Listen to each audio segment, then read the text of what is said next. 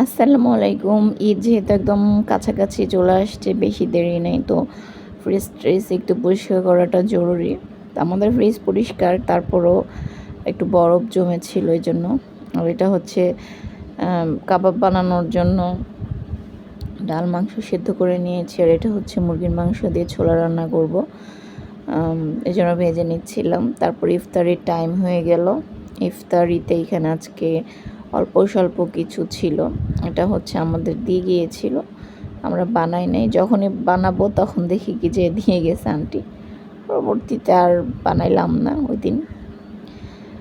অতটা হচ্ছে রিজিক, আমাদের রিজিক ছিল এখানে, এজন্য। তো আম্মু মাখিয়ে দিয়েছে, আমরা সবাই আর কি ইফতারিটা শেষ করলাম। আমি টমেটো যেই বাটিতে ছিল সেই বাটিতেই খেয়ে নিচ্ছিলাম। তারপরে এটা হচ্ছে সেই যে লেয়ার মুরগি দিয়ে ছোলার ডাল রান্না করেছিলাম আমি। এটা সাধারণত গরুর মাংস দিয়ে বা তেল চর্বিগুলো দিয়ে রান্না করে, বাট আমি মুরগির মাংস দিয়ে রান্না করেছিলাম। মাংসের পিসগুলো একটু ছোট ছোট করে নিয়েছিলাম, খুবই ভালো লেগেছিল এটা। তো এটা হচ্ছে সেহরির টাইমে মাংস দিয়েই আমি খেয়েছি, আর কোনো কিছু নেই। অন্য তরকারিও ছিল একটু একটু করে, বাট আমি খাইনি। এটা হচ্ছে তারপরের দিনে যে হচ্ছে সেই কাবাবগুলো তারপরের দিন সকালে বানিয়েছি। মানে ওই দিন আর কুলাইতে পারি নাই কাজ করে, যেহেতু ফ্রিজ পরিষ্কার করেছিলাম, অন্যান্য আরও কাজ ছিল এবার ইফতারির সব।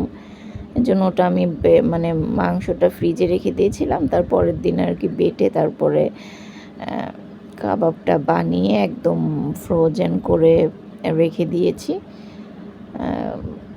এই তো ডিপে রেখে দিয়েছি। যখন এটা শক্ত হয়ে যাবে তারপরে আমি একটা বক্সে বা একটা প্যাকেটে রেখে দিব।